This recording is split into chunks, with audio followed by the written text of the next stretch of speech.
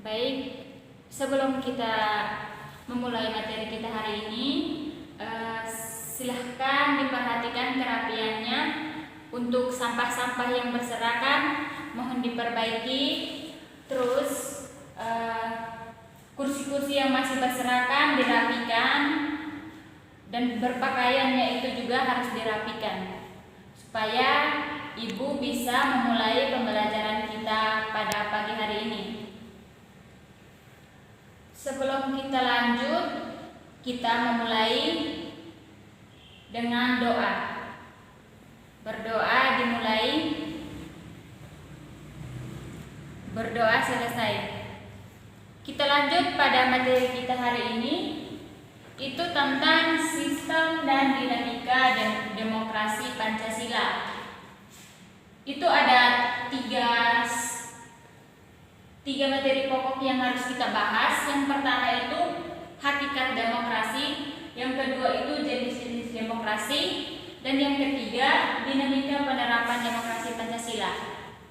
Sebelum ibu masuk pada materi itu, dari anak-anak ada yang mengetahui apa itu demokrasi? Baik, jadi demokrasi adalah makna demokrasi itu berasal dari dua kata dalam bahasa Yunani, yaitu demos yang berarti rakyat dan kratos atau kratin yang berarti pemerintahan. Sehingga demokrasi itu diartikan sebagai pemerintahan rakyat. Jadi anak-anak sudah pernah mendengar atau melihat terlaksananya demokrasi. Jadi demokrasi itu merupakan pemilihan atau sebuah kepercayaan yang dilakukan oleh rakyat untuk memilih seseorang yang bisa bertanggung jawab untuk memimpin daerah. Jadi di sini demokrasi itu rakyat sangat berperan sangat penting. Dari penjelasannya ibu, mungkin ada yang bisa paham atau kurang jelas, bisa bertanya. Jadi perlu kalian ketahui bahwa demokrasi itu merupakan kekuasaan yang penuh berada pada tangan rakyat. Dan yang berikut itu ada jenis-jenis demokrasi. Yang pertama demokrasi langsung dan demokrasi perwakilan. Demokrasi langsung itu setiap rakyat memberikan aspirasinya atau pendapat suara dalam menentukan sebuah keputusan. Jadi demokrasi langsung ini setiap rakyat langsung memberikan masukan atau hak suara kepada sebuah keputusan. Jadi untuk demokrasi langsung ini pendapatnya atau hak rakyatnya itu disampaikan secara langsung. Dan yang kedua, demokrasi perwakilan itu demokrasi seluruh rakyat memberikan pendapatnya melalui pemilihan umum.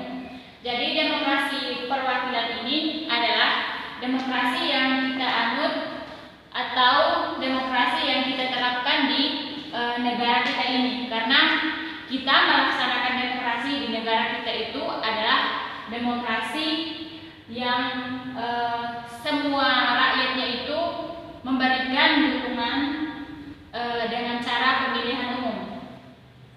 Baik anak-anak, di sini ada dua gambar, itu merupakan contoh dari demokrasi. Sesuai dengan materi kita itu adalah demokrasi. Dan pada gambar pertama itu merupakan salah satu contoh demokrasi, yaitu demokrasi langsung, demokrasi perwakilan.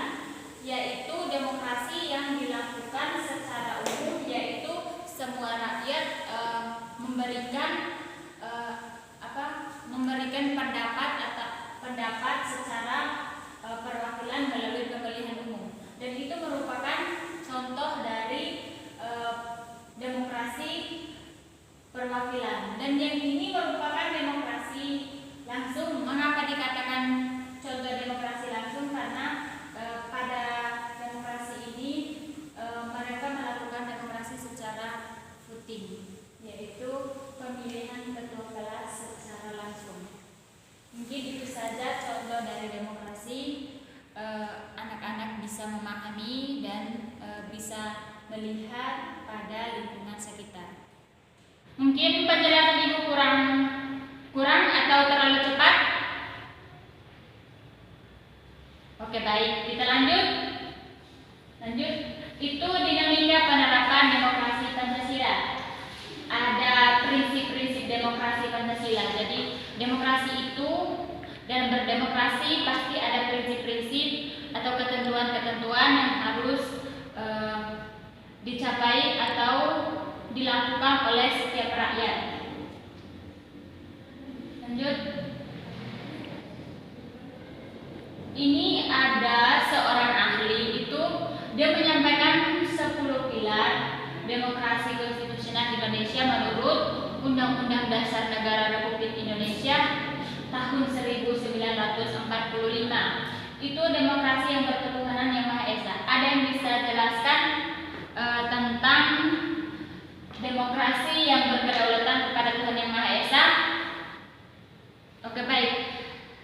Pendapat kalian itu sangat menarik. Jadi kita berdemokrasi itu juga harus berketuhanan atau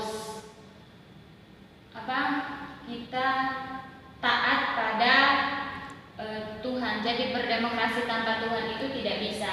Dan juga demokrasi kecerdasan. Jadi untuk kita yang berdemokrasi atau orang-orang yang menjadi calon pemimpin itu, meskipun dia memiliki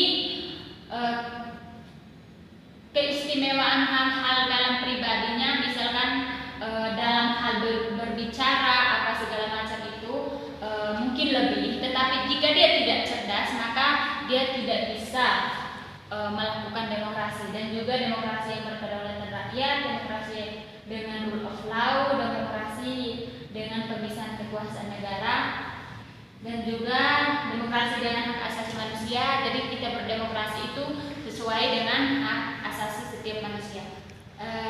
Sudah mendapat pembelajaran tentang hak asasi manusia kan? Oke, baik, kita lanjut. Demokrasi dengan pengadilan yang merdeka.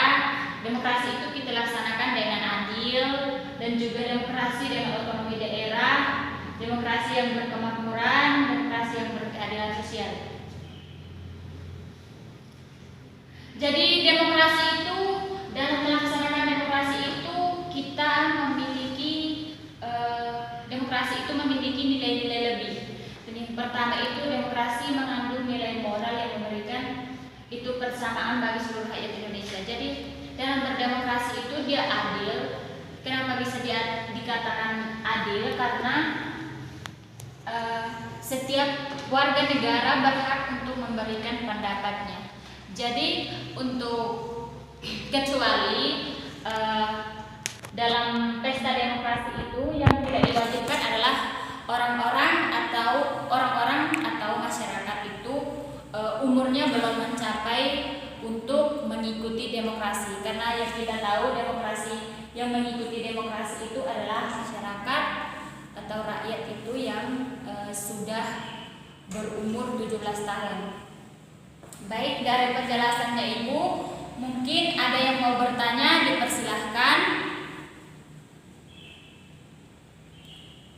Baik, itu materi tentang demokrasi Pancasila itu mungkin pas. Jadi kita sebelum Ibu menutup pertemuan hari ini, Ibu bisa menyimpulkan bahwa demokrasi itu adalah kekuasaan yang berada di tangan rakyat. Akan tetapi jika demokrasi itu tidak dijalankan dengan baik, maka sebuah negara akan terjadi berbagai hal-hal yang kita tidak inginkan seperti itu. Baik anak-anak, Ibu akan memberikan tugas kepada kalian yang tidak terlepas jauh dari materi yang Ibu paparkan. Jadi diharapkan untuk menuliskan soalnya, disiapkan bolpen supaya bisa menulis soal yang Ibu baca. Baik, soal yang pertama itu kalian carilah contoh dari demokrasi yang ada di Indonesia serta jelaskan contoh-contoh tersebut dari segi dan juga prinsip-prinsip yang Ibu jelaskan pada materi itu.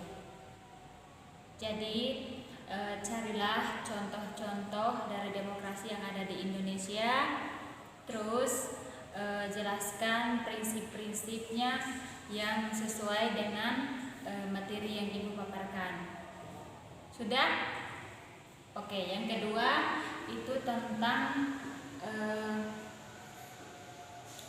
jelaskan perbedaan antara sistem demokrasi yang ada di Indonesia dan demokrasi yang ada di luar Indonesia. Jadi yang nomor 1 itu tentang contoh-contoh demokrasi, dan yang kedua itu perbedaan demokrasi yang ada di Indonesia dengan di luar Indonesia. Mungkin itu saja. Silahkan dikerjakan di rumah, dikumpulkan di pertemuan yang akan datang. Mungkin itu saja. Sebelum Ibu menutupi pertemuan hari ini, karena tadi kita awali dengan doa, sekarang kita juga berdoa. Berdoa dimulai, berdoa selesai.